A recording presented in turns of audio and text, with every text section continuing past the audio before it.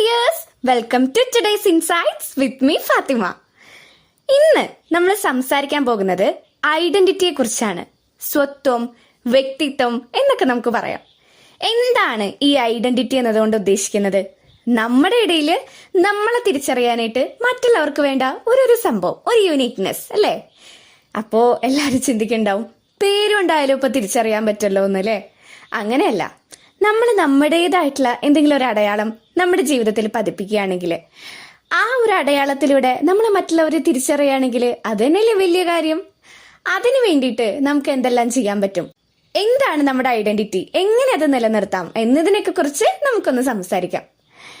ഇപ്പോ നമുക്ക് മറ്റുള്ളവർക്ക് വേണ്ടി എന്തെങ്കിലും ഒരു കുഞ്ഞു കാര്യം ചെയ്യാൻ സാധിച്ചാല്, മറ്റുള്ളവരുടെ ജീവിതത്തിൽ നമ്മൾ എന്തെങ്കിലും ഒരു ഭാഗവാക്കായാല്, അവർക്ക് നമ്മുടെ ജീവിതത്തിൽ എന്തെങ്കിലും ഒരു സ്ഥാനം ഉണ്ടെന്ന് തോന്നിയാല്, അവർക്ക് നമ്മളെ കുറിച്ച് ഓർക്കാന് ഒരു ചെറിയൊരു താല്പര്യം തോന്നിയാല്, അതിനൊക്കെ നമുക്ക് നമ്മുടെ ഐഡന്റിറ്റി തെളിയിക്കുന്നു എന്ന് പറയാനായിട്ട് സാധിക്കും.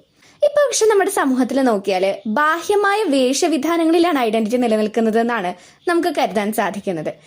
ഈ കുറച്ച് ദിവസങ്ങൾക്ക് മുമ്പ് ഒരു ടീച്ചർ എന്നോട് പറഞ്ഞു, ഫാത്തിമ കുറച്ചും കൂടി ബോൾഡ് ആവണം, ഈ ഡ്രസ്സിങ് സ്റ്റൈലൊക്കെ ഒന്നും കൂടി ശ്രദ്ധിക്കണം, ഈ ലുക്കിലും അപ്പിയറൻസിലും ആറ്റിറ്റ്യൂഡിലൊക്കെയാണ് നമ്മുടെ ഐഡന്റിറ്റി നിലനിൽക്കുന്നതെന്ന്. പക്ഷെ എനിക്ക് എന്തുകൊണ്ടോ ആ ഒരു അഭിപ്രായത്തോട് യോജിക്കാൻ സാധിച്ചില്ല കേട്ടോ. ഒരിക്കലും നമ്മുടെ വേഷവിധാനങ്ങളിൽ ഐഡന്റിറ്റി ഇല്ല എന്ന് ഞാൻ പറയുന്നില്ലെങ്കിൽ കൂടി അതിലാണ് നമ്മുടെ ഐഡന്റിറ്റി നിലനിൽക്കുന്നത് എന്ന് നമുക്കെന്തോ വിശ്വസിക്കാൻ, ഉൾക്കൊള്ളാൻ ഒരു പ്രയാസം പോലെ. നമ്മൾ ചെയ്യുന്ന പ്രവൃത്തികളിലാണ്, അല്ലെങ്കിൽ നമ്മളുടെ പെരുമാറ്റത്തിലാണ് നമ്മുടെ ഐഡന്റിറ്റി നിലനിൽക്കുന്നത്.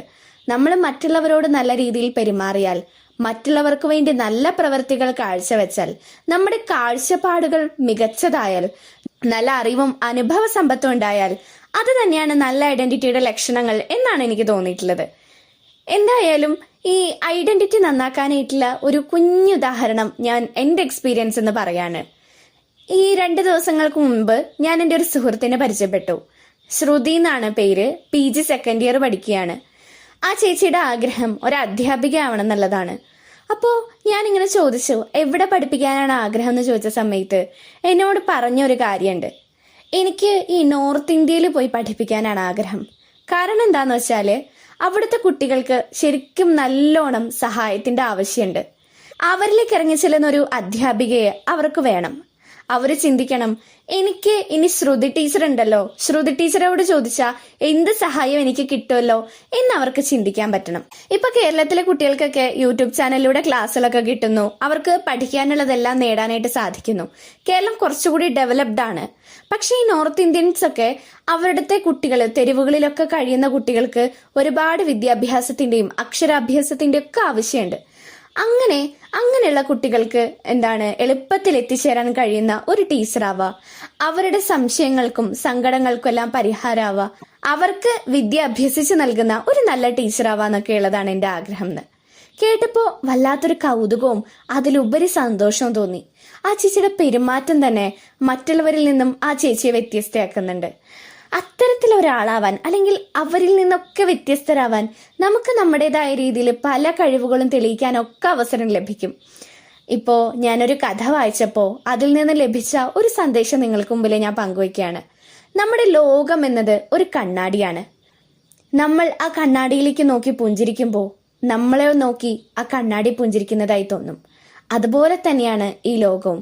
നമ്മൾ മറ്റുള്ളവരെ സന്തോഷിപ്പിക്കാൻ ശ്രമിക്കുമ്പോൾ അതിൽ നിന്ന് നമുക്ക് ലഭിക്കുന്ന ഒരു സന്തോഷമുണ്ട്. അത് തന്നെയാണ് വളരെ വലിയ കാര്യം. നമ്മൾ ഈ ലോകത്ത് നിന്ന് മാഞ്ഞു പോയാലും എന്നെ സന്തോഷിപ്പിക്കാന് ഒരാൾ ഉണ്ടായിരുന്നു എന്ന് നമ്മളെ നോക്കി ഒരാൾ പറയുകയാണെങ്കിൽ, അപ്പോഴും നമ്മളുടെ വ്യക്തിത്വം അല്ലെങ്കിൽ നമ്മുടെ പേര് ഈ ലോകത്ത് ചർച്ച ചെയ്യപ്പെടുകയാണെങ്കിൽ, ആരുടെയെങ്കിലും മനസ്സിൽ നമ്മളൊരു ഓർമ്മയായി അവശേഷിക്കുകയാണെങ്കിൽ, അത് തന്നെയാണ് നമ്മുടെ മികച്ച ഐഡന്റിറ്റിയുടെ ഏറ്റവും വലിയ ലക്ഷ്യം.